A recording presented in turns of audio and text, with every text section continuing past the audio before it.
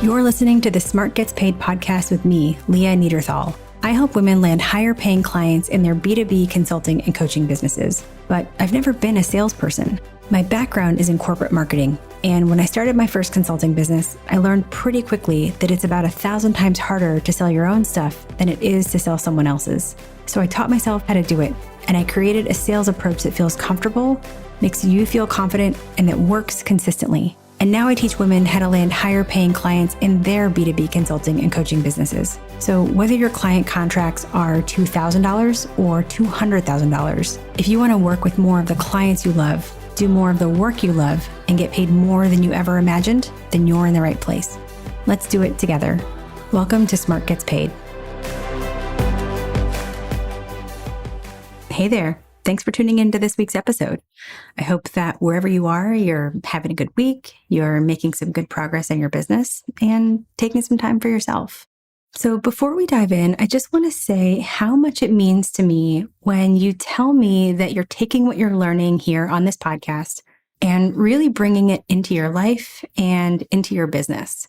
Every week I get emails and LinkedIn messages from you, the listeners, telling me that something that you heard here either changed the way you thought about something related to selling or changed the way you approach something. And hearing that just makes me so happy.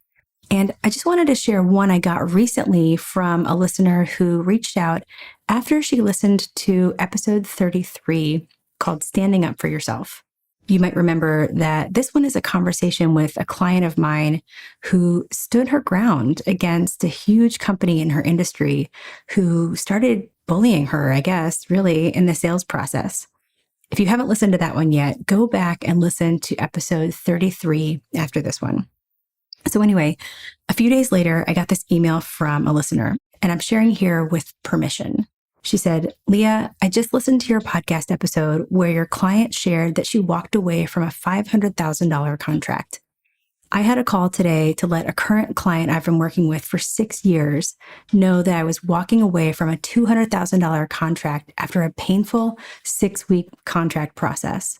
I was nervous about making that call, but listening to your podcast gave me the bit of confidence that it was the right move. Please extend my thanks to your client for sharing her story too. You helped one business owner breathe a little easier and sleep tonight. So thank you so much to that listener. You know who you are, for sharing that with me and for allowing me to share that with our community. It's just so inspiring. And that's what this is all about, really. I mean, if I can help one person feel good about a decision or make a different decision that's better for her business, then I've done my job. And hopefully I'm impacting more than just one person. So if you've learned something or gotten better in the sales process from something you learned here, please post it as a review on Apple Podcasts. And if it's particularly sensitive, you can email it to team@smartgetspaid.com. We'd love to hear from you. So in the last episode, I shared that we've just moved back to Brooklyn from our home where we were staying on Long Island. And we are so happy to be back, like over the moon to be back in the city. And actually, I'm recording this right now from our apartment in Brooklyn in a building that was built around 1920. So it has radiant heat. So heat through radiators, like steam through radiators. And if you've ever lived in a place with radiators, you know that they make noise. They sort of pop and creak and hiss. So you might, depending on how much of the background my audio engineer can remove, you might just hear some of that. I guess it'll be, I don't know, like the soundscape of the podcast for now. And actually, living here in Brooklyn makes me think about my grandmother, my mom's mom, who grew up in Brooklyn. And her father, Nathan Tobin, so my great-grandfather, owned a store here in Brooklyn for furs and fine women's clothing called Tobin's Furs on Flatbush Avenue, which is a big thoroughfare in Brooklyn. And the family lived above the store. So my grandmother grew up above the store on Flatbush Avenue. So later on, by the time my mom was born, my grandmother and grandfather lived on Long Island. And then when my mom was 10, they had moved to the South. And then they moved to a small town outside of Nashville, Tennessee. And as my mom tells it, my grandmother talked about Brooklyn all the time. Like she loved it.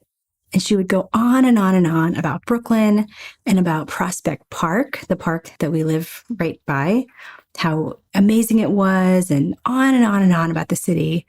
But, my mom, as a little girl, like she never lived there. And so she just kept hearing these stories that my grandmother told. But like she didn't know from Brooklyn, right? She's just a kid growing up mostly in the South. But until the day she died, my grandmother loved Brooklyn and loved growing up here. So then fast forward to a few years ago when my wife and we were living in DC, but we made the decision to move up here to Brooklyn. And about a week or so after we moved in, I called my mom and I asked her where in Brooklyn my grandmother lived. But actually, one thing I didn't realize until I lived here was just how big the borough of Brooklyn is. It's like way bigger than Manhattan. And actually, I read somewhere that if Brooklyn was its own city, like not a borough of New York City, but its own city, then in square miles, it would be the fourth largest city in the US. All right. So it's huge. So, I'm asking my mom, like, where in this massive city did my grandmother grow up? And my mom didn't have the address, but my uncle did. So I texted him and he wrote back, and I just popped the address into Google Maps. And it turns out that I was living about a 15-minute walk from where my grandmother grew up. Like even now, it gives me chills. And so this place that my grandmother loved so much, I've come to absolutely love. And this place where she grew up and remembered her childhood so fondly is where my son is growing up. And the park that she loved and grew up in is the park that my son plays in. And it just feels really special. So thanks for letting me share that with you. All right. Whew. Okay. Let's get into the episode. I'm so excited to share this conversation with you because the situation that you're going to hear us go into, my client and me, is something that I see happening to so many women who run consulting and coaching businesses. Maybe you'll recognize yourself in it too, because the client I'm talking to today does consulting for large companies, and she works with executives in large companies to move forward these huge transformational projects. And she's got a particular client that she's been working with for a while. And at the moment when we have our one-on-one call, the moment that you're going to listen in on, she's sort of bracing herself for something that's looming out there. And that's because her contract with this client is coming up for renegotiation. And the thing is, she's not actually worried that they'll keep her on. Like she knows that they will, but she wants to change the terms of their work together. And so what you're going to hear in the course of our conversation is that even though it starts out about renegotiating a contract, it becomes clear that it's actually about renegotiating an entire dynamic and the entire client relationship. Because the woman I'm talking to, her client thinks she's so valuable and gives her so much work that they end up treating her kind of like an employee, or exactly like an employee. So it's the working dynamic that needs to be renegotiated, not just the contract. And so in our call, you're going to hear us touch on so many aspects of working with clients. In the past, I've said that these calls that you listen in on, when we turn them into episodes, it's so hard to pull out just one key topic, because every time I listen to them in the editing process, a new theme presents itself. It sort of emerges. And actually, if you listen to this call more than once, I have a feeling you're going to hear a different topic emerge the second time. But I know that there's an aspect of this conversation that you will recognize in your business somehow. So if you've ever gone back and worked for an old boss or your old company as one of your early clients, or if you're someone who just really wants to help people and you find that sometimes it gets you into situations where you've overhelped, or if you've ever felt like your client is treating you less like an expert and a trusted advisor and more like an employee, or if you've ever had a client that just took up so much of your time that you couldn't even work on your own business, then you'll recognize yourself in this episode. So I want to send a huge thank you to my client for allowing me to share this conversation with you. Take a listen, and at the end, I'll come back and share a lesson that you can apply to your business. Well, I'm so excited to be working with you in this program, and why don't we dive right in? Let's do it.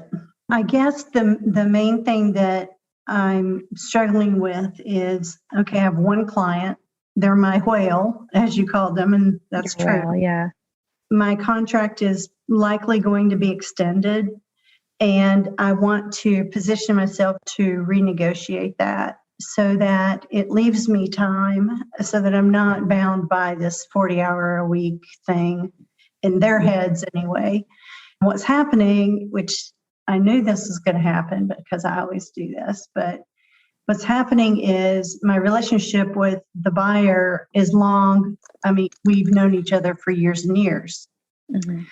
And so he's asking me to do all of these things outside of what I was really contracted to do. And so now I'm kind of a jack of all trades.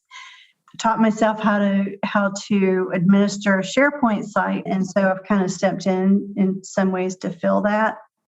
I don't want to be an employee. And so I need to work on how do I reposition with that client first of all, because then that'll give me time to do other things that I really want to do with other clients. And you said you've known this guy for a long time? Like 20 years. Oh, wow. Well, he was a colleague, but he was my superior, not my direct boss, but part of the senior leadership team that I was assigned to early in my career. And I just have kept in touch with him and some others on the team. And when he found out that I was going independent, he saw the need and he, gave me a call. So that's how it started. Well, I think that's, it's great. Obviously, he reached out to you because he knows that you can do it, right? Oh, Whatever the it is. When you said, I always do this. Talk to me about that. Yeah, I overhelp. Say more. Well, I think you know where I'm going with this. Is if I see a need and I see that the individuals I'm working with are really struggling, I will coach. I will start the process coaching, and then they usually need more help than coaching. Mm-hmm. And so I wind up kind of leading the program or being asked to lead the program or mentoring younger folks in their professions. So I basically wind up being a manager without wanting to be a manager. Mm-hmm. Well, or also maybe being a doer without meaning to be a doer, right? Yeah. So it sounds like what you said about the SharePoint site, which SharePoint is a whole beast in itself, but it's like he needed somebody to do it. You taught yourself how to do it, and now you do it. So are you thinking, right now you're just like, when this renews, how do I start this over? Or how do I put it into words for me? How do I start setting the client up for a renegotiation so that I'm going from hourly to retainer? Okay. And what's your hourly situation now? Is it a block of hours that you've committed to, or they have committed to paying you like almost like an hourly retainer? Or is it, at the beginning of the month, it sort of starts over and you work up from there? Yeah, I get paid by the hour. Yeah. So it's $175 an hour. I bill however many hours I work. However, typically it's 40 or more a week, just with the amount of work that he's been throwing my way. Yeah. Well, when you say he keeps sort of adding to the work, is it that he's adding to it and you end up doing it and not counting it because it wasn't part of the original scope? No, or he's just adding and you're making more money. Yeah. Yes. Well, and if you look at it like that, it's like, it's really hard to say no to that because the more you say yes to, the more you get paid. Well, yes, but here's the thing, he thinks he owns me for 40 hours a week, like an employee. And I don't want to have that time constraint ongoing. I want to deliver something that has a real scope you know, and if he wants to do a retainer and add projects as we go, that's fine, but we need to do it more thoughtfully. Yes. Mm-hmm. Yeah. Well, I'm really glad you're thinking about this in advance. Mm-hmm. I will say that this is a very difficult relationship to, you know, to sort of change, because it started with like where one person is in a superior position and one person is like a subordinate. And what we're going to talk about next week is really an exploration of social dynamics. And just to sort of skip to the punchline, one person is sort of what we call the one up position and one person is the one down position. And that has come with you from that working relationship now into running your business, you know. And I'm not saying you brought it. It's a fact. It just came with you. Right. So it's going to take a lot of reteaching. And I mean, you know, with my like sales coach, you can do anything hat, part of me is like, well, you know, just cut bait, right? But it's easier said than done. I mean, is this possible? Is it possible to, because this is what you're describing, right? It's not about like, how do I fix my pricing or whatever? It's like, how do I reestablish a dynamic that has been long established? And so there are things that you can start to do, or, you know, things you can start to think and do. The first is, have you ever read the book, The Big Leap by Gay Hendricks? No. Okay. You write that down. It's a great book. I recommend it to nearly everybody I talk to, business owner or not. It's a short read. You could do it in a weekend. And what he talks about is there are 4 zones of work. And there's this one zone of work called the zone of excellence, which you would think is like the best, right? Excellence, but it's actually not. Zone of excellence is like people make their whole careers in the zone of excellence. It's like stuff they're good at. They can keep doing it, but it's not what he calls the zone of genius. The zone of genius is like, you know, it brings you joy. It sort of fulfills a need, you know, all these things. And so I want you to read that, because I just want you to start to recognize where you're in your zone of excellence and where you're in your zone of genius. Okay. Oh, yes. I'm seeing the vehement nodding.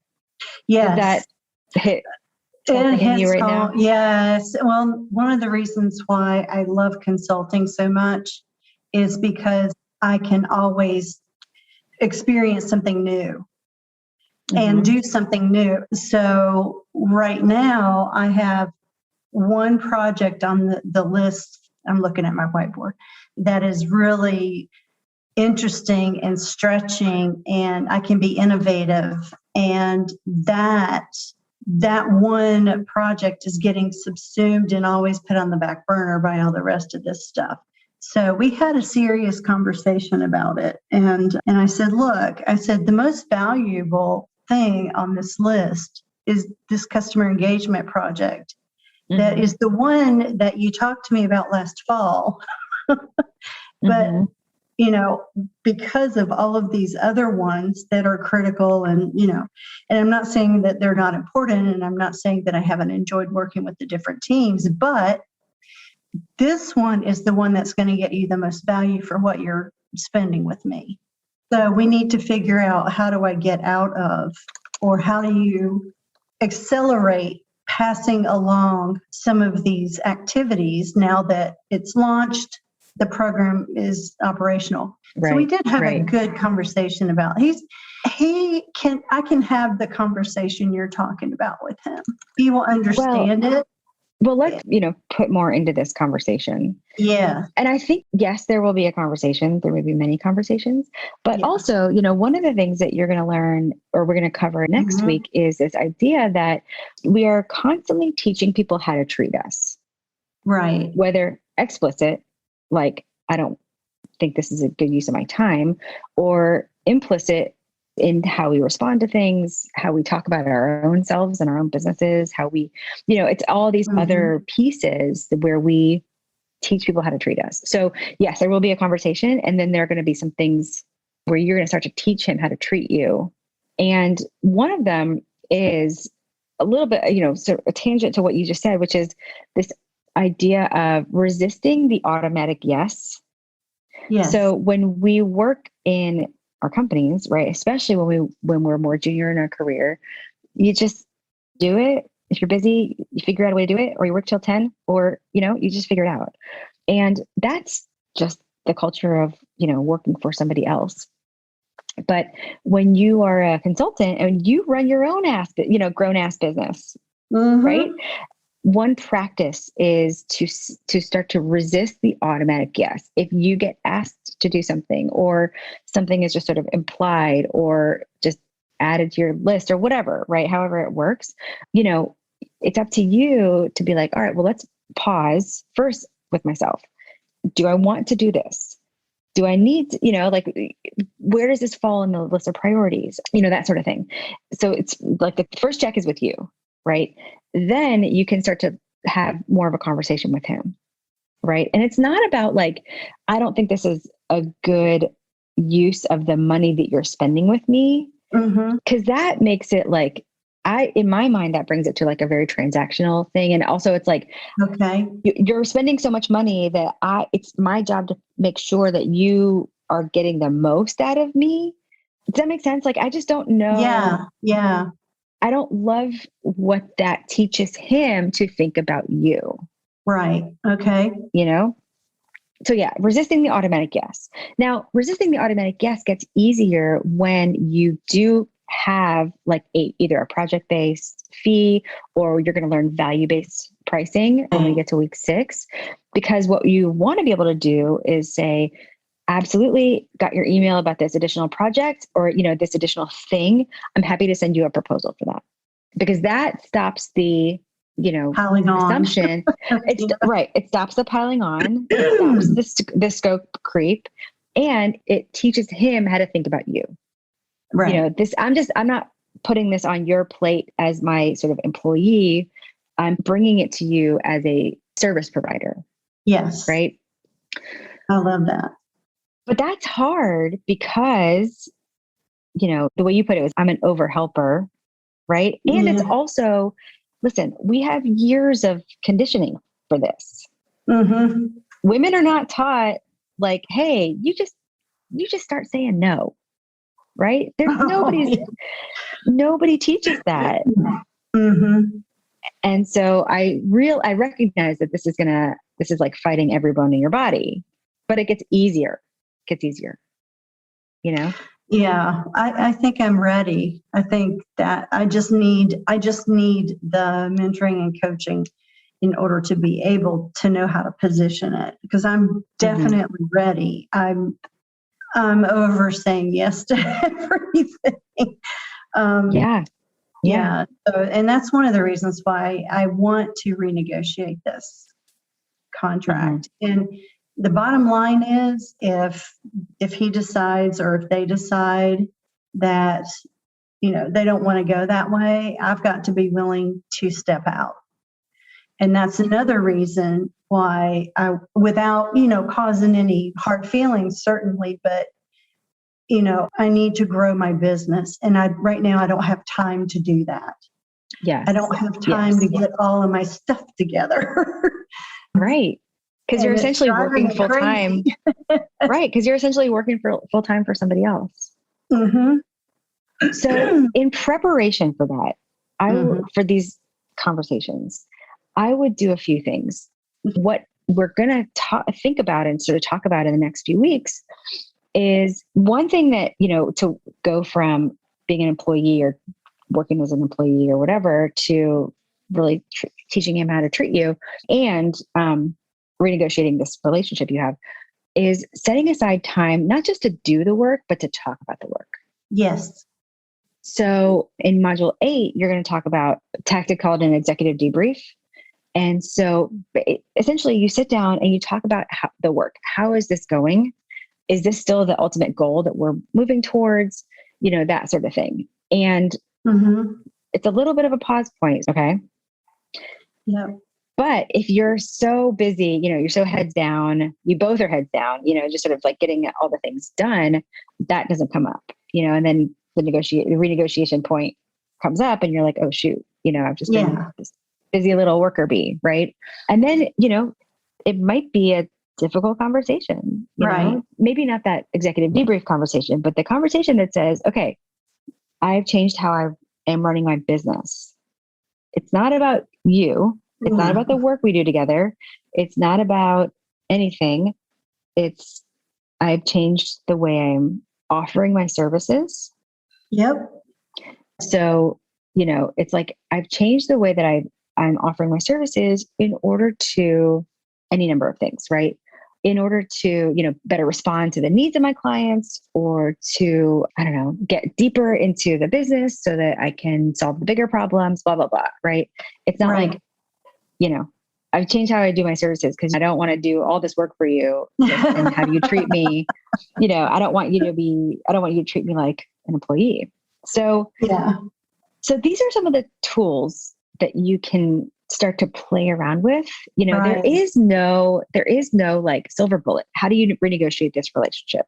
Right. But you do it in small steps by teaching them how to treat you, setting aside time as a pause point to talk about the work, and then, just coming right out with it. And I think the thing is, like, this is how I am moving forward.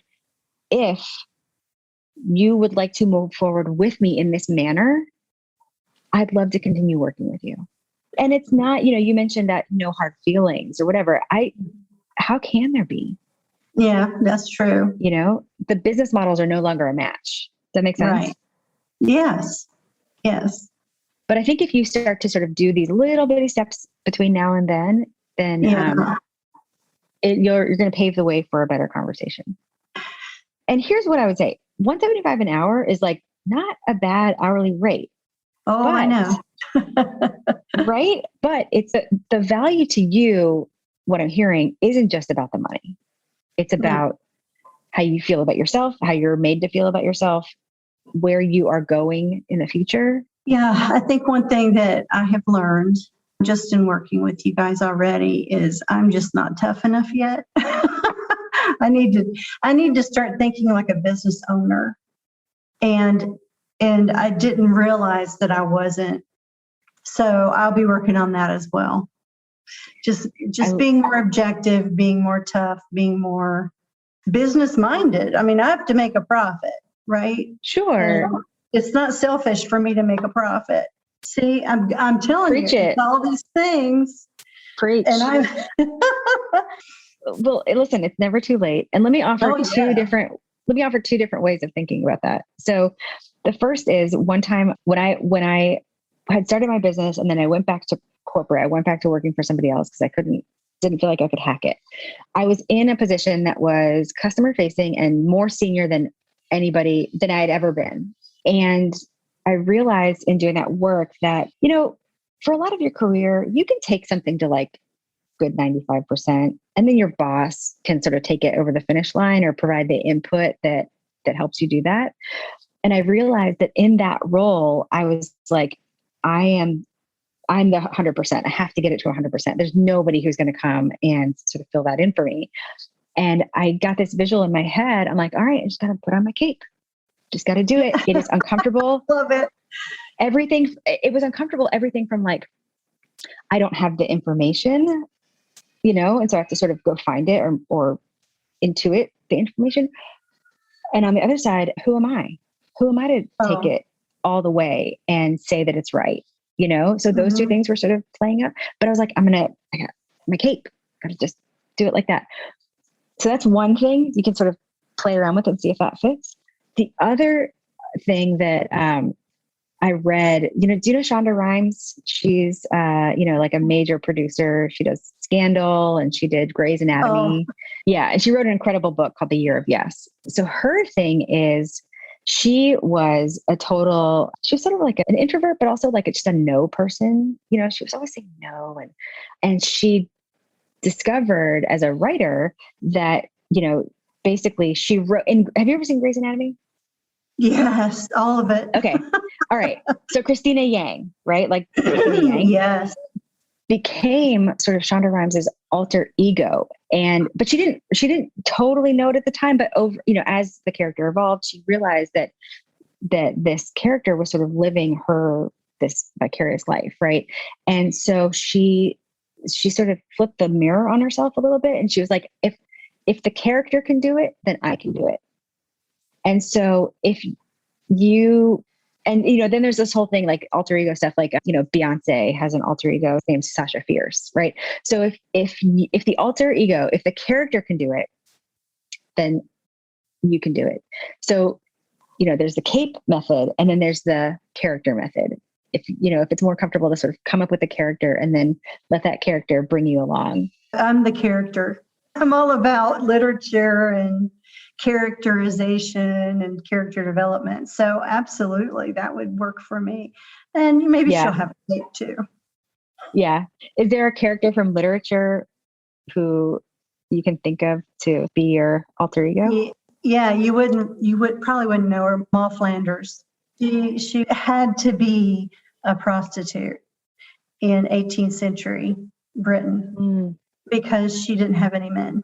And just her fight through all of that and what she had to put up with. It's just phenomenal. It's a novel, obviously, and it's 18th century, so it's about that thick. But but it's just, I've always loved that character. I might have to go back and read that one. Yeah. Well, I love it. Awesome. Let that character serve you in either bulldozing ahead so that you can follow or just giving you strength, Yeah. That's an excellent suggestion. Thank you. Yeah. I appreciate it. You are welcome. All right. So like I said, there is so much in this episode, but I want to try to pull out one lesson that you can apply to your business. And I was thinking back to a woman I worked with years ago whose story tracked with the woman that you just heard me talk to. For that woman, the first year of her business had been awesome. Like, as soon as she announced that she was starting her own thing, she got her first clients pretty quickly.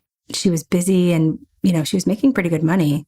But about a year and a half into it, she realized that she had money, like she was making way more than her last salary job. And she had work, but she didn't have what she really wanted, which was time. She didn't have time for herself or her family or time to build her business because she was spending all of her time on client work. And so she came to me because it wasn't what she wanted when she started her own business. And in listening to her, talk through it, I kind of saw what was going on, which was that she didn't really have a business. She had a job. I mean, yes, she had her own logo and her company name and like LLC or whatever. And she was sending emails from like a business email address, but she still had a job. And we talked through how to tell the difference, because a job is where somebody else dictates your time. You're paid in direct exchange for your time or your work, and you don't really have much space or as much space as you want for the things that are important to you. But a business is where you dictate your time. You're paid for your expertise and hopefully paid handsomely for your expertise. And you have as much space as you want for the things that are important to you. When you go from having a job to having a business, it opens up so much. Like, I'm thinking of another one of my clients who went from charging $120 an hour, which charging hourly, of course, we know leads directly to overwork. And she went from that to signing $30,000 projects upfront with no tracking hours and actually a lot less work. So imagine how much time and space that opened up in her life. So it's worth asking, do you have a business or do you have a job? And if the answer is that you have a job, then that's probably not where you want to be, but you can change it. It just means it's time to reevaluate and restructure things to change the dynamic. It's time to think about, setting boundaries with your client. And it's time to think about your pricing and getting paid based on the value you provide, not the hours you work. And of course, it's time to think about filling your pipeline so you have more opportunities and you're not beholden to the one or two clients that are taking up all your time. So it's totally possible to go from having a job to having a business. It just takes a strategy and it takes making some important moves, but it's very, very possible. How do I know it's possible? Because I've seen it many times, but I also know it's possible because the woman you heard me talk to today did it. A few weeks later, she was able to successfully renegotiate her contract to a 6-figure contract with no hours, and they brought on subcontractors to do some of the lower level work for her. So, like I said, it's possible. And of course, if you want help to do that, reach out to us at team@smartgetspaid.com and we'll help you out.